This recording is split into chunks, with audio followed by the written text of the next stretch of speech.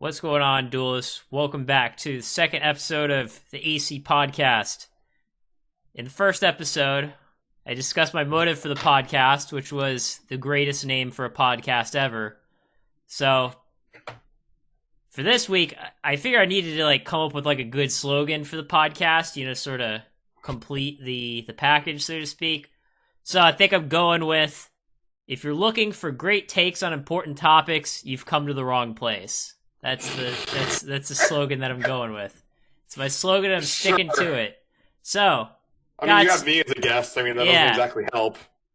So, and then I also start things off. I want to read the best comments from last week's podcast. Oh no! So, Final Mythology said, "Somehow I get less horny after eating at Del Taco." I haven't been to Del Taco in a while, but that may or may not relate to one of our topics today, which is favorite chains.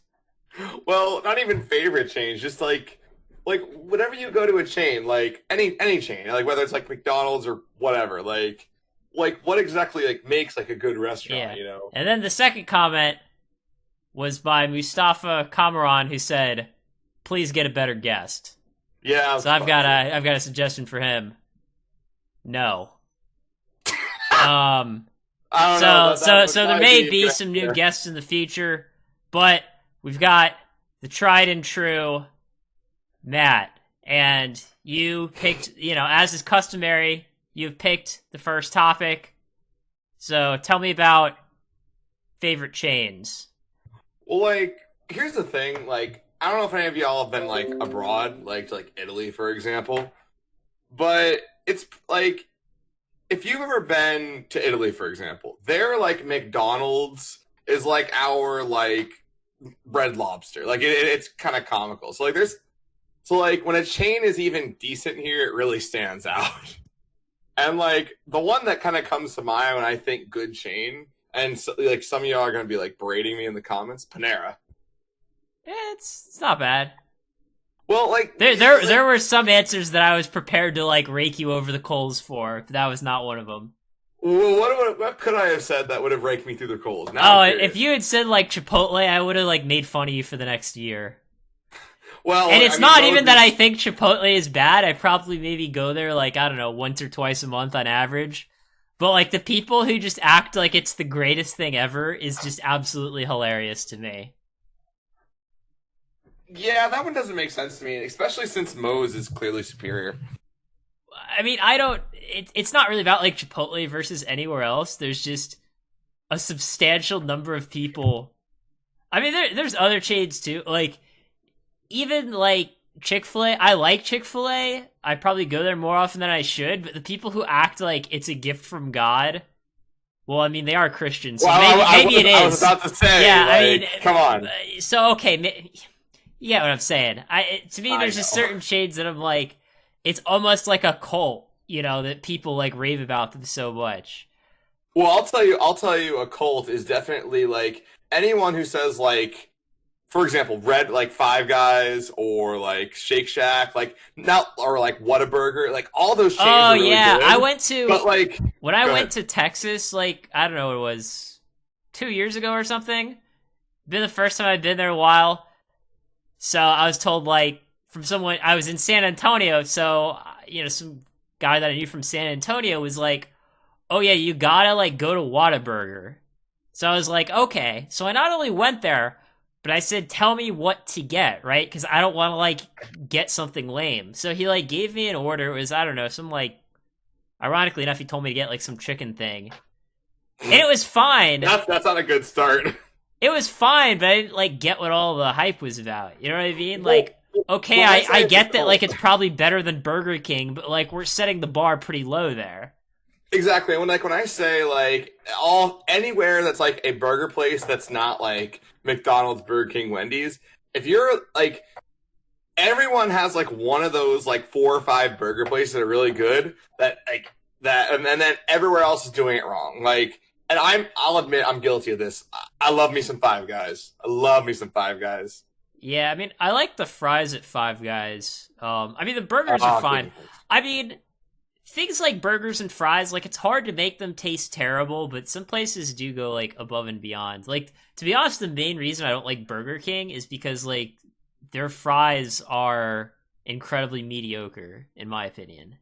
Yeah, I mean, like, yeah, I've never had fries that, like, blow me away, unless it's really, like, and it's never the potato the reason, it's the seasoning that's the reason. It's like, oh man, Cajun fries? Hell yeah. Well, texture is very important. I mean, to me specifically, texture for the fries is, like, very important.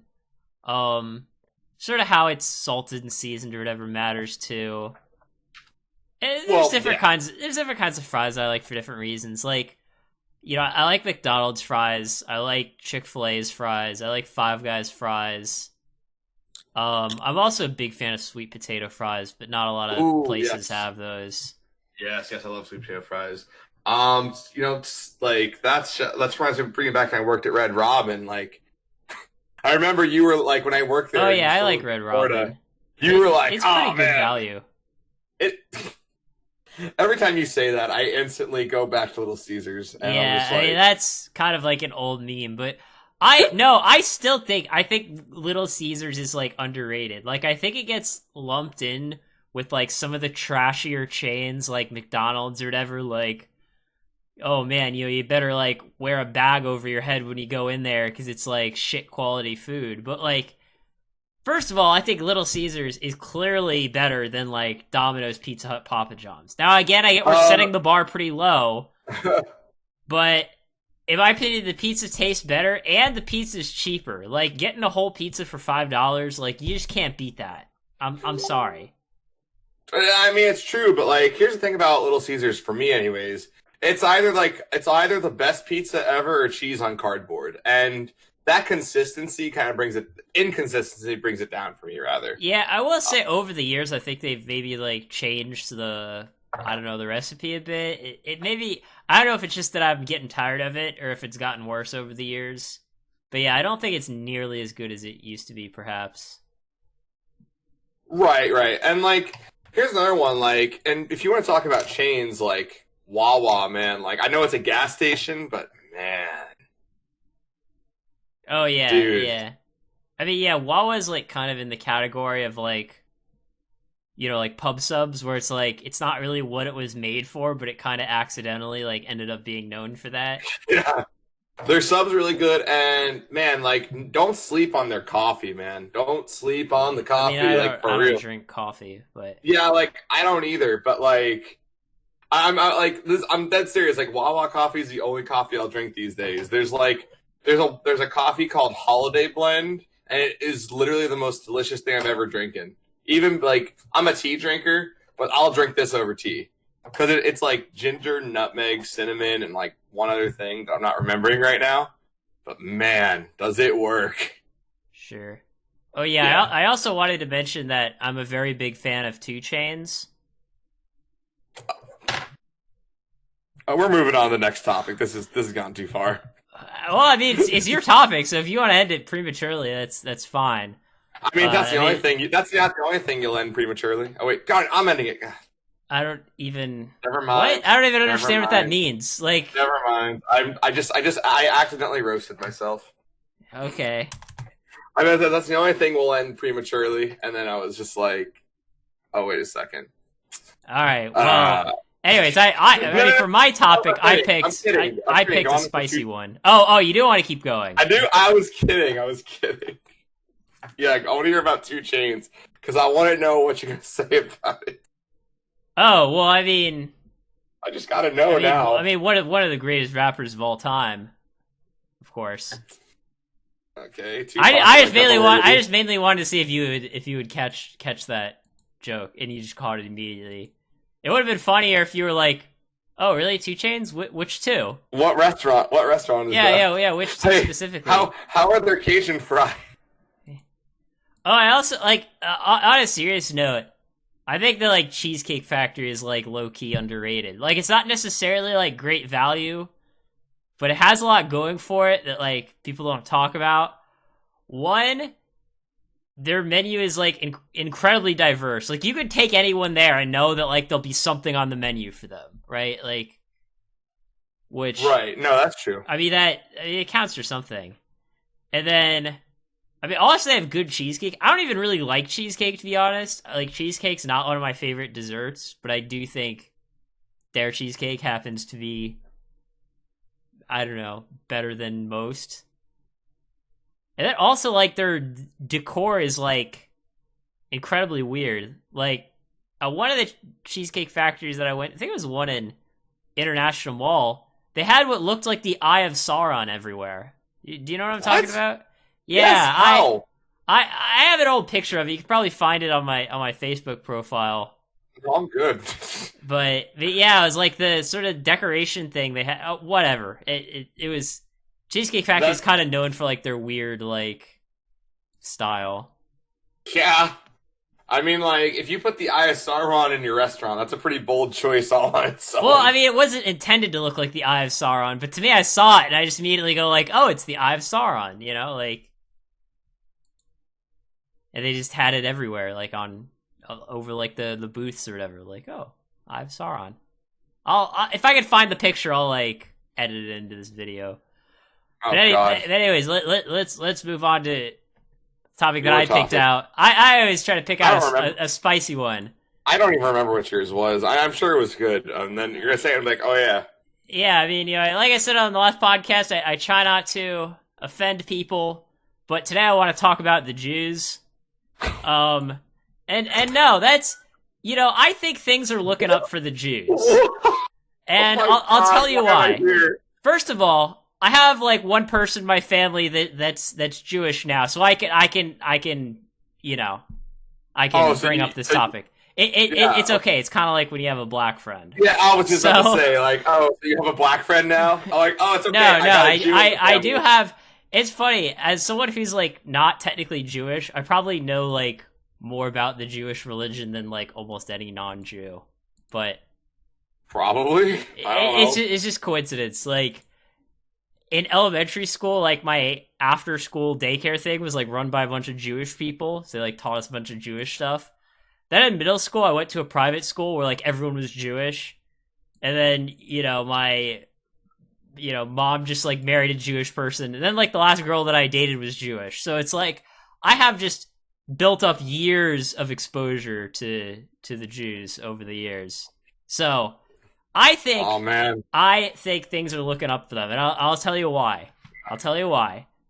You know, they've had it pretty rough. I feel like, you know, anytime something bad happens in the world, there's always those people that are like, oh, it's all because of the Jews. You know, like, they got blamed for 9/11 somehow. I don't know how that happens. What? Oh yeah, you haven't heard that conspiracy? I didn't hear about that one. Jews did 9/11. You haven't heard anyone like say that, even ironically? No. Oh yeah, it's a very like popular conspiracy theory. See, it's so popular, and my brother's a conspiracy theorist. Why have I never heard of this? I don't know. I mean, me personally, like, I find conspiracy theories to be entertaining. Like, some people keep up with like celebrity gossip. I keep up with conspiracy theories. I find it entertaining. I don't, you know, believe most of them. So Jews got blamed for like 9/11. You know, they got blamed for, I don't know. I mean, there used to be this thing called like the Holocaust, which went pretty badly for them. And just like every conspiracy theory somehow ties back to the Jews. Like, you know, wildfires in California. Oh, that was Jewish space lasers. Like, I don't even think any Jews have been in space, have they? I mean, as far as we know. Maybe that's, like, part of the conspiracy. So it's like, every conspiracy theory goes back to the Jews. But we're making progress, and I'll tell you why. You know, you would think, with coronavirus, that there would be all kinds of conspiracy theories that how, you know, Jews did coronavirus. And they aren't any. There aren't any. And, you know, you hear in the news I'm sure someone will think of one soon. Well, you hear in the news about, like, all these anti-Asian hate crimes, and I guarantee, like, the Jewish communities in America are, like, breathing a sigh of relief. Like, oh, thank God it's not us.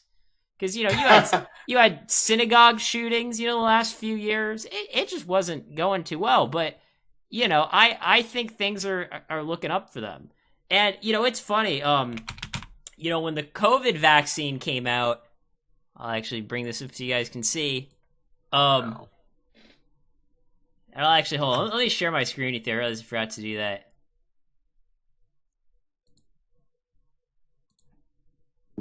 So yeah, so it's like, when the coronavirus vaccine first came out, why is it, hold on, for some reason, it's not, let me refresh this.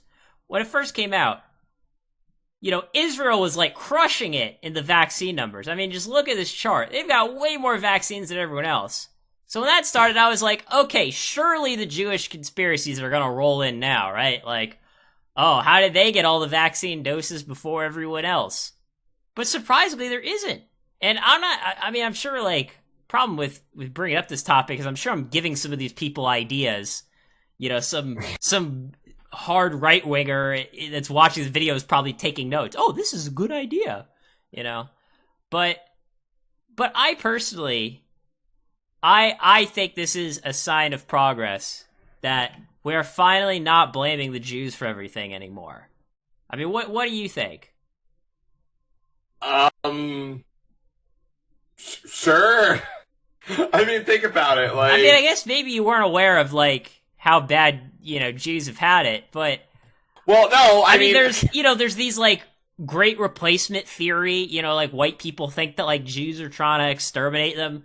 Even, like...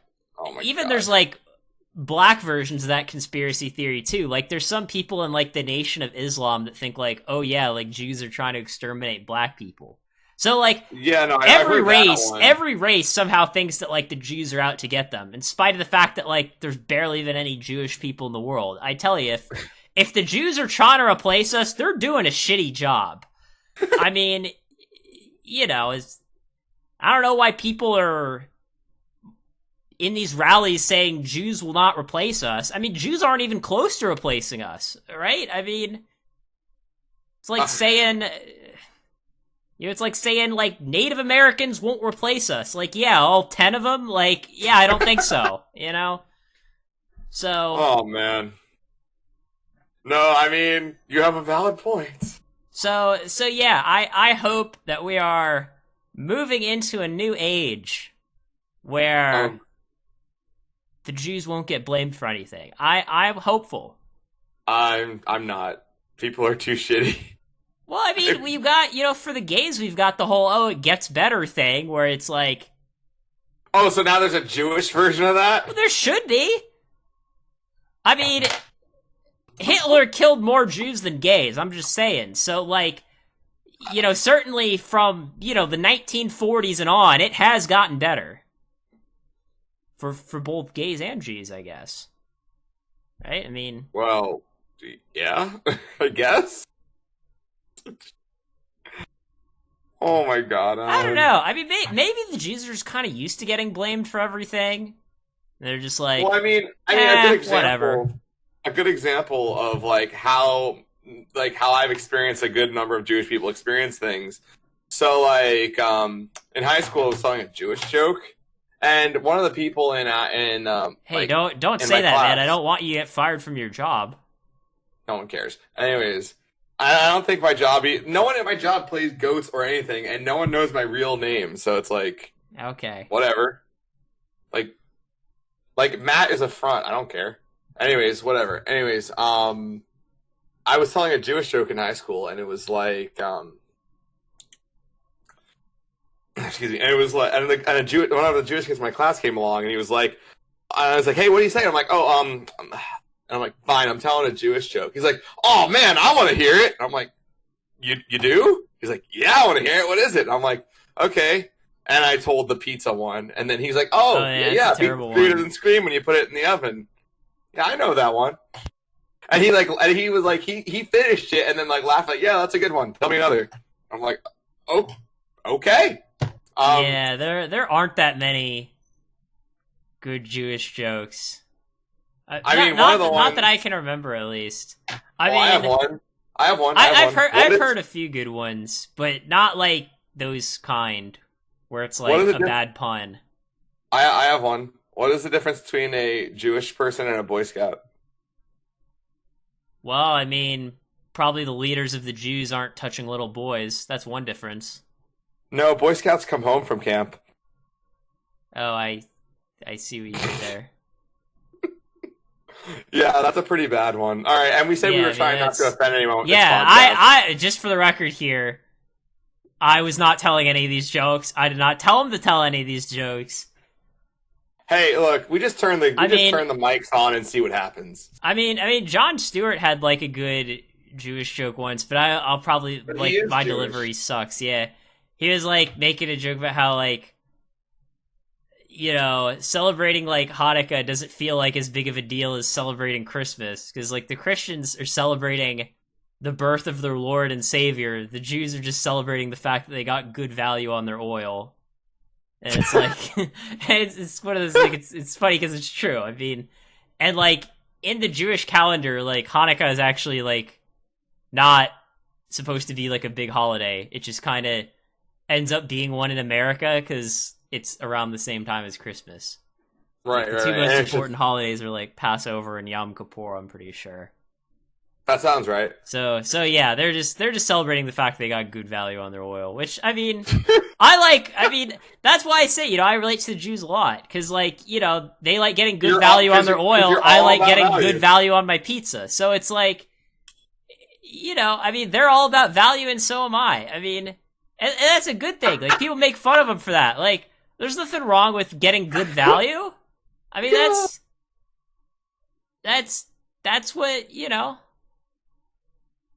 that's what good financial management is like all about.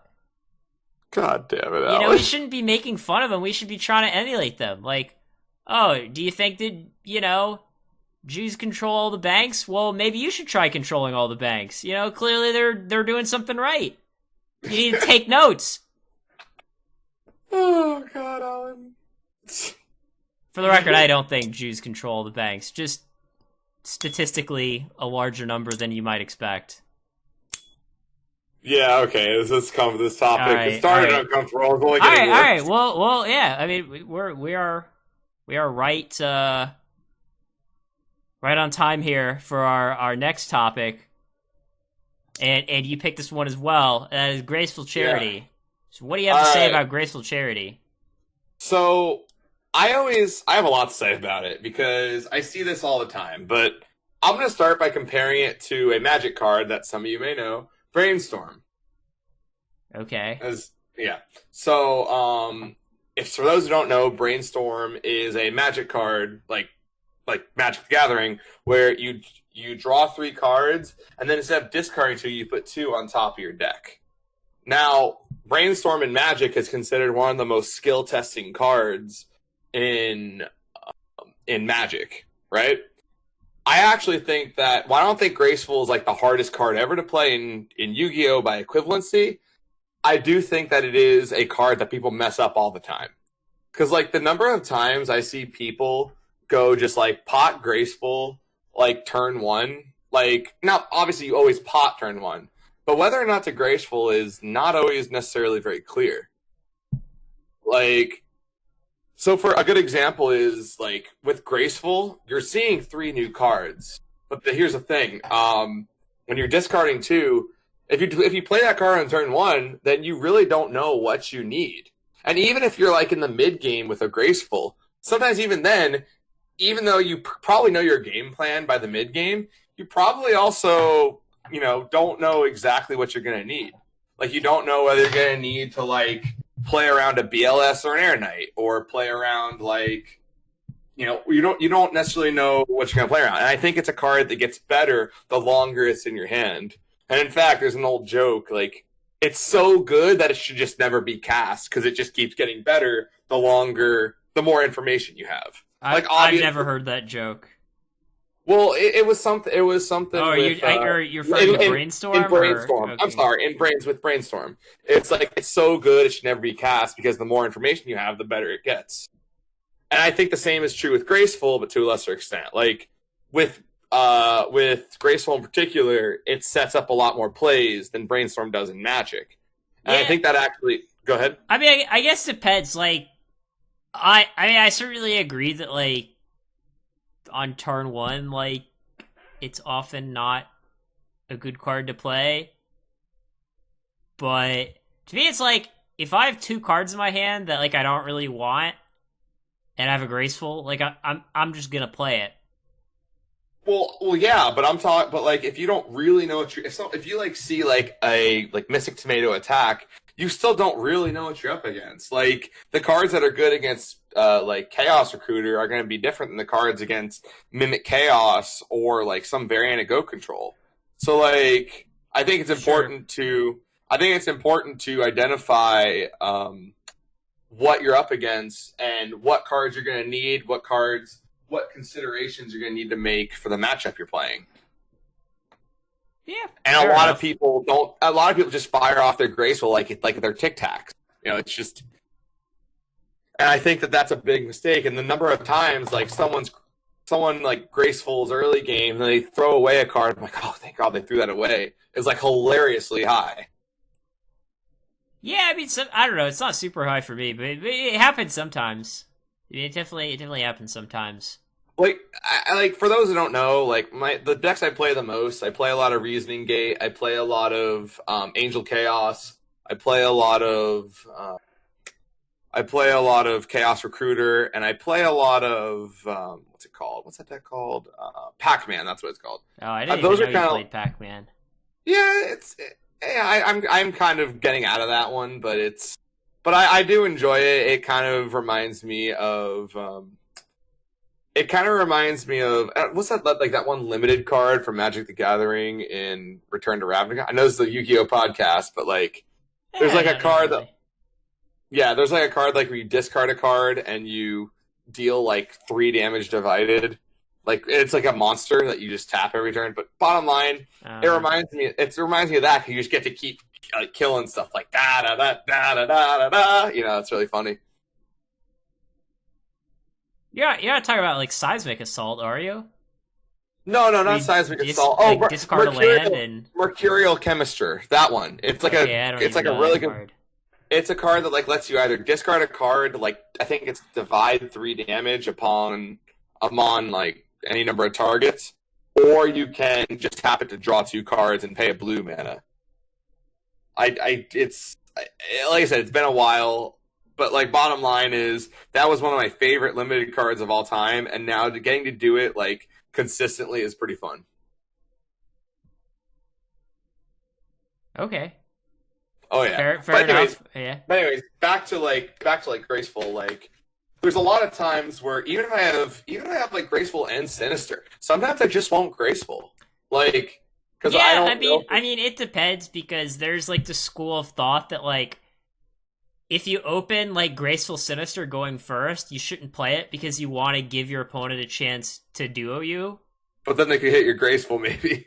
Yeah, well, especially if you're gonna like, I don't know, not have very many, or gonna have a lot of cards in hand. Like, say you're gonna like, I don't know, set like a Gravekeeper spy and say go, then it's like, okay, if they have duo, they only have a 1 in 5 chance hitting my Graceful. Whereas it's like, if I Graceful discard Sinister, then it lets their duo get like a guaranteed +1 basically. I mean, it depends. I mean, it depends on like what deck you're playing, but that used to be something that like that some people would do. I mean, it's obviously everything in Go format is very like situationally dependent.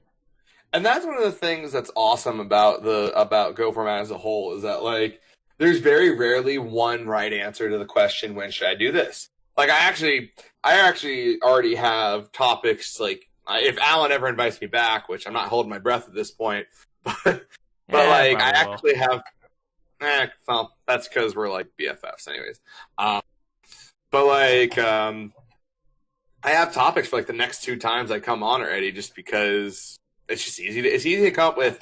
It's actually easier to come up with Yu-Gi-Oh topics than non-Yu-Gi-Oh topics for me. I don't know why, because I don't play nearly as much as I used to. I'm far from like, certainly by today's standards, I'm not a good player, but like, you know, I still have the chops. I just don't have the. I guess if I really like focus, I might be able to be good. I might be able to get like really, really good, but I don't know. Yeah, I will say like the other really good these days.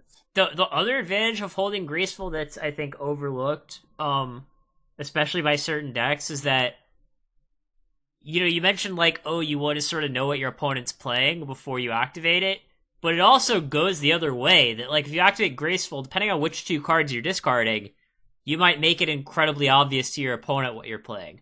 Now, Yeah, obviously, if you actually, go like Thunder Dragon, discard, add 2 Thunder Dragons, I mean, they're kind of already going to know anyways. yeah, But I was actually gonna. That's what I was gonna say. Like, and next, like Thunder Dragon, Graceful's a pretty easy card to play. But in a lot of other decks, I think it's actually very skill testing. That was actually one thing I was gonna say. well, I mean, some like Thunder Dragon players, I think, activated too early, where they like discard 2 real cards, whereas in that deck, you should like never be doing that.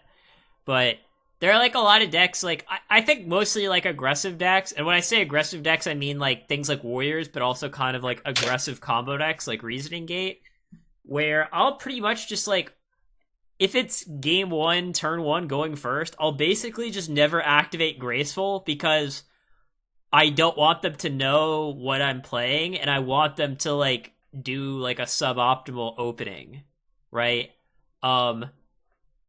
Like if they know, if they know you're playing Warriors, they might like set more back rows than they might normally, which might not be good for you. If they know you're playing Reasoning Gate, maybe they set Scapegoat when instead they might have set like Dust Tornado or something. So just certain things like that where it's like, by not activating the Graceful turn 1, it sometimes sort of allows you, it increases the chance that your aggression will be successful on turn 2, because obviously if it's turn 1 going first, you're not going to be attacking them because that's like the rules of the game. So I'm often thinking like, oh, how can I conceal the maximum amount of information so that in my first battle phase I get to do something productive? Yeah, exactly, and that's kind of where the school of thought I'm at. Okay. Yeah, like, but I see people all the time turn 1 discard Warriors. I'm like, oh, okay, I guess I'll keep the second Scapegoat then when I activate my Graceful. Yeah. Which, that's actually, I almost wish we can go into my topic for next week, because it actually segues really well in my topic for next week. Or next time you have me, or whatever. But anyways, that's not the point. Point is that don't, guys, like, just think before you Graceful, I guess is a good way to put it. Yeah, and I mean, I kind of agree with what you're saying about there not really being like a lot of like hard and fast plays in GOAT format. Like I get certain versions of the question. Oh, like if I have cards X, Y, and Z, like what should I do here? And it's like, well, it really depends. It's not about what you should do. It's more about like what factors should go into your decisions, right? Because like you're never just gonna like get good at GOAT format by just memorizing like the optimal play in every situation, because there's just too many situations to do that for. But if you understand like what are the fundamental factors that go into a decision, then like you can apply that to a wide range of things. Sure. Yeah. All right, so you got anything else to say, or you want to move on to a preview of the new simulator features? I mean, I want to see the feature simulator. Okay. It's honestly one of my favorite things about coming on here is I get to see him like 2 hours before everyone else. Like, come on, Andy.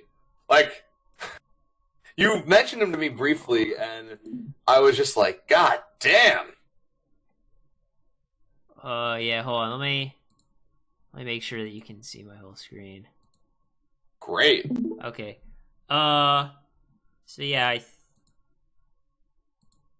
let me.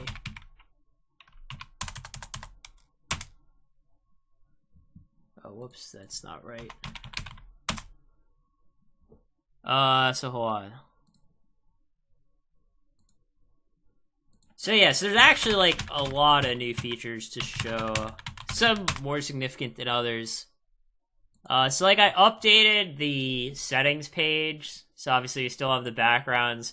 Here you can also change sleeves. Right now there are only 2 kinds of sleeves, but obviously there'll be more. Okay. You can change your password here. You can put in your email address and Discord ID, which you can use to... I mean, Discord will probably be used for multiple things, but you can use either of these to recover your password. And obviously, like, security is important to me, so for any of these things, you have to retype your current password change any of this stuff, right? Because I don't want, like, say you, like, walk away from your monitor and, like, I don't know, someone comes over and is like, oh, I'm going to change match recovery email address, right? They won't be able to do that, right? So if I say, you know, whatever, oh, I want to change my email address to this, you know, it says current password required, and if I type in something wrong, it'll say password is not correct. I should probably make that a little more visible. But yeah, I mean, but that's the idea. Sure. Can we see the other card sleeves again? The stream lagged. I only really saw the Xarian ones. It's just a goat, you know. Okay, that's great. Oh yeah, then I also, like, I made, like, some new components, like, sort of things that will be used later. Hold on, I forget what I called this. Oh, okay, yeah.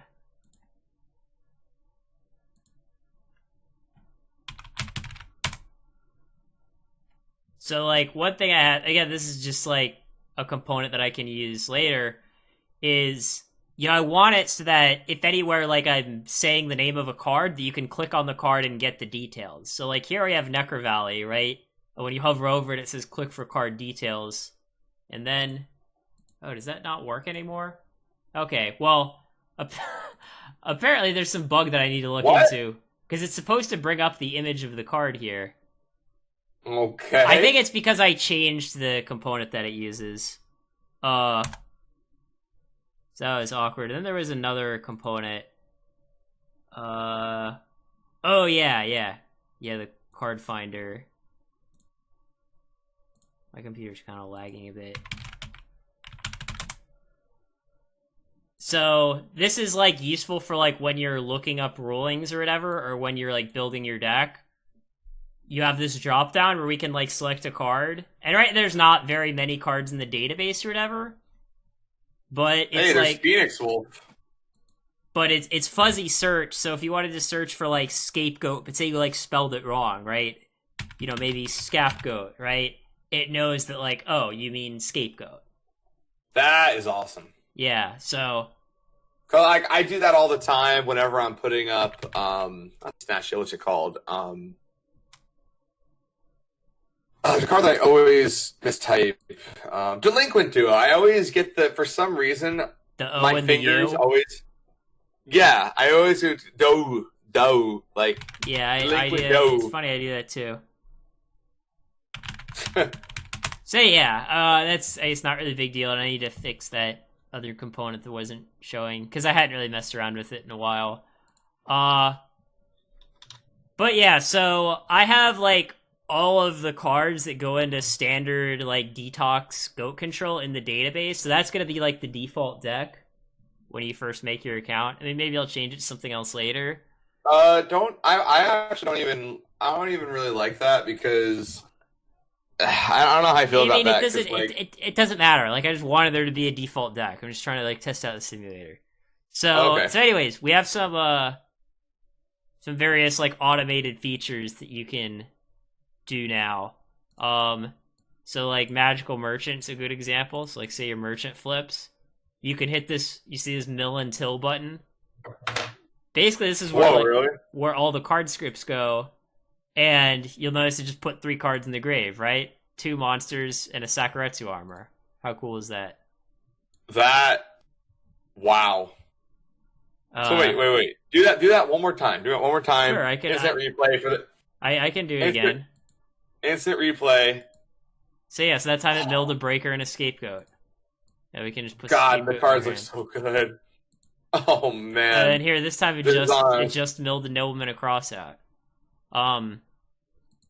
And so you'll notice right now for, like, these buttons we have rulings, which doesn't do anything yet, and then we have mill and till, which is sort of the standard merchant script. But when there's a crossout in play, notice you also get this banish all script. So say my merchant is, like, hit by a crossout, we can click banish all, And then if we go to banished, you'll see there's two merchants, the one on the field and then also the one in my deck. Oh, that's so cool. And I will say, like, I think I do need to somehow, like, change the way that the graveyard and the banished pile show, because you'll notice, like, when I did that, at first it was just showing the grave, and you wouldn't have even been aware that I banished anything, right? Because the banished pile isn't showing. You had to, like, go over and check. So I was thinking maybe, like, I'd have, like, a small number up in, like, the right corner that shows, like, the size of the banished pile. You know what I'm saying? So it's like the 3 is for the size of the grave, and then up here, I kind of want the size of the banished pile. That's the idea. That seems true. I don't know. I want to do something. Like, multiple people have brought it up that, like, the way that, like, the grave of the banished work, like, could definitely be better. In the sense that, you might, like, forget how many cards are banished, right? So somewhere I want there to be, like, hey, there's this many cards banished, so you can, like, remember to check. Because right now, like, if you're looking at the field, you have no idea how many cards are banished, right? You're just like, oh, it could be 1, could be 2, could be 1,000. So I do want to make that more obvious. I mean, I am trying to make everything compact. I think that was actually my suggestion. Yeah, I mean, multiple people suggested that. So I do want to make this sort of compact. That's why I don't have, like, a special zone for banish, because I want the art to be bigger. For all the old people that can't see very well, I want everything to be kind of nice and big. But at the same time, I don't want people to forget that the banish pile exists either. So that's something that I'm considering. And then, hold on, let me just keep resetting here. So, hold on, let me move this so that you guys can see a little better. So here, there's this reset button. So if you're in solo mode, you can just, keep resetting to see opening hands. But I'm trying to get to a Sangan. Okay, so here's a Sangan. So now you notice this has a script of search deck. So we can click that, and you'll notice, here's every legal Sangan target in my deck. Oh my god. So that is awesome. Yeah, so if I wanted to add Sinister to my hands, I would just, drag and drop, boom, Sinister's in my hands. Maybe there'd be a way, because I don't think there's anything that adds, like, 2 things less than 1,500 to your hand or deck. Do you think there might be a way to do, like, 2 at a time? What do you mean, 2 what at a time? I'm sorry, not 2 at a time.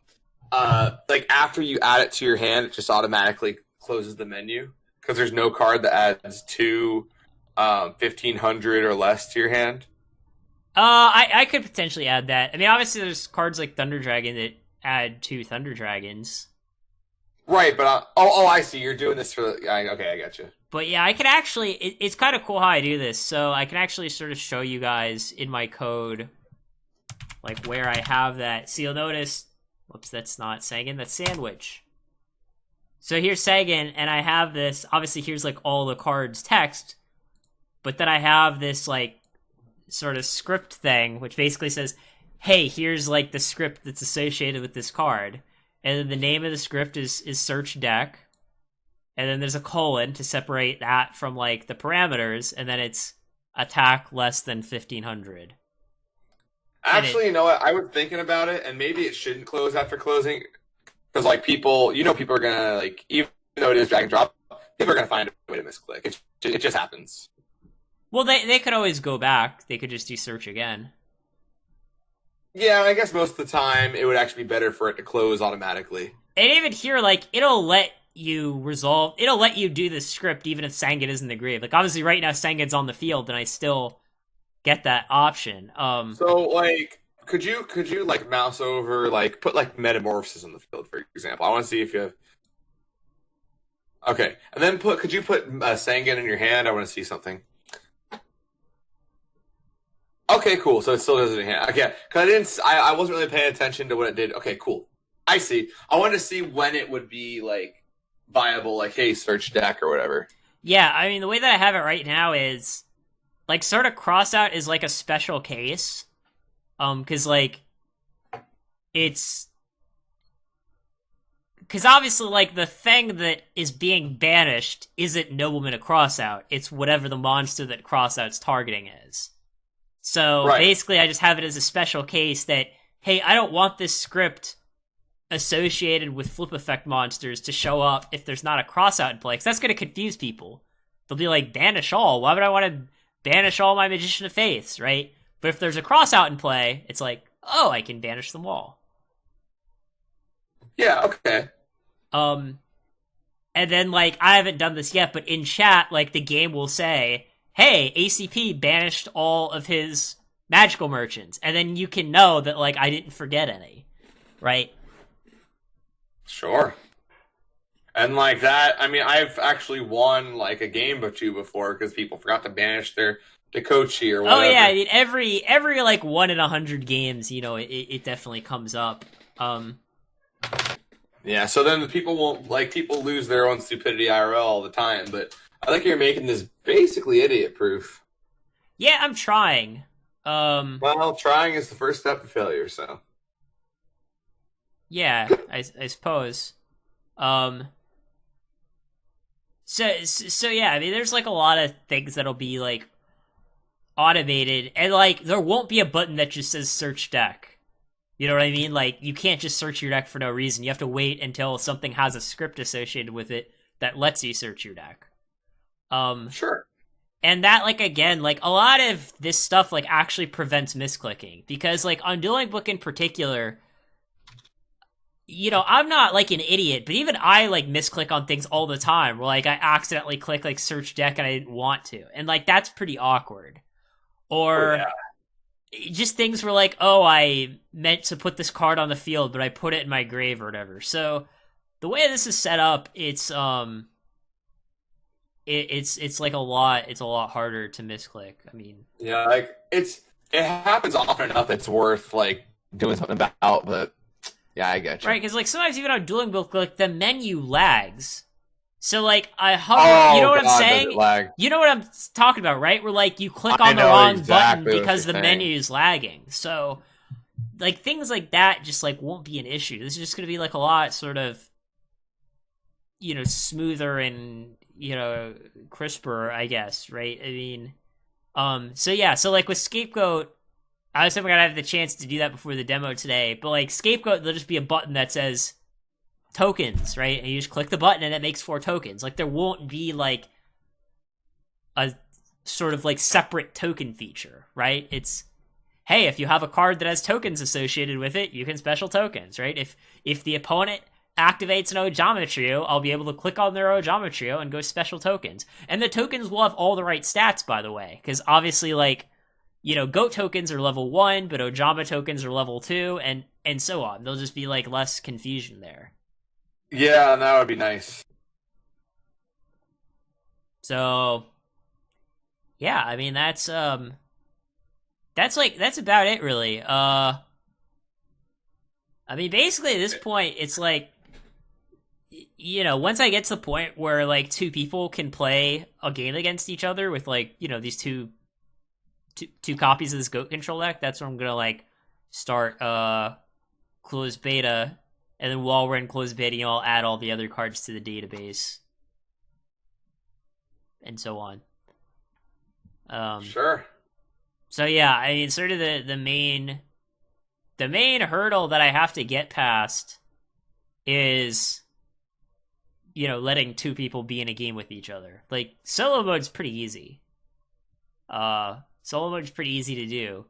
But having 2 people to just send stuff back and forth to each other, where like the server's sort of acting as a middleman, it's easier said than done. I actually like probably have to take a class on how to do that, because I know like what library I'm gonna use to do it, but I need to learn how to use it.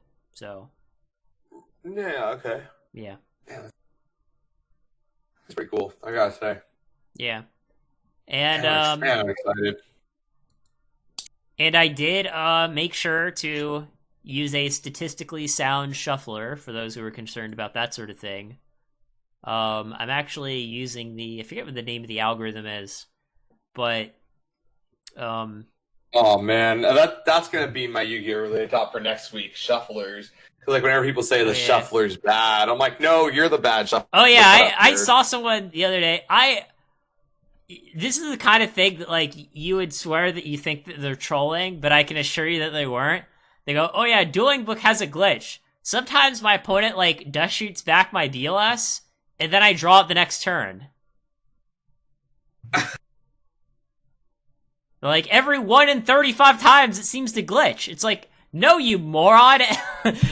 When you shuffle a card in a 35 card deck, there's a 1 in 35 chance you draw it the next turn.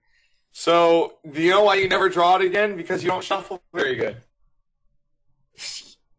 Yeah, And nice, it's like, oh well, nice I never troll. opened. But yeah, I mean, Yeah. I can show you guys like the shuffle algorithm. There's nothing shady going on there. Pretty sure it's here. So yeah, I mean, you guys probably have no idea what's going on. I'm honestly never really suspicious of any shuffling algorithm because I'm not an idiot. Well, online poker players that way too. Online poker's rigged, man. Oh, okay. Yeah, that's why you're losing. It's not because you bet. Uh, It's not because you bet 6 times the pot on the river on a bluff, and when the opponent is like, Yeah, so when, worst thing you can have is top pair. Yeah, okay. so the algorithm that I'm using is the Fisher-Yates shuffle, and this is basically considered like The gold. the golden. Standard. Yeah, I mean, it works because like it's both sufficiently random and it's efficient. Like the the algorithm time complexity is n, which perhaps no one really knows or cares what that means, but that's a good thing. I do. It's linear time. So Okay. if you have an 80 card deck, it only takes twice as long to shuffle as a 40 card deck, as opposed to like 4 times as long. Oh, right. But yeah, I mean, sometimes, believe it or not, I was reading an article about how, like, Microsoft, for one of their, like, polls, where they wanted to show, like, the items on the poll in a random order, they, like, actually screwed up their, like, shuffle algorithm and made it so that one of the items was, like, 70% likely to be first or something. So, like, even big companies do screw it up occasionally. But this... Wow. The Fisher-Yates shuffle is basically... Foolproof. I mean, it's the optimal method. Basically, like what it's like doing the equivalent in real life would be say I had like a 40 card deck, right? Say I had a 40 card deck and I wanted to shuffle it. This would basically be like I'm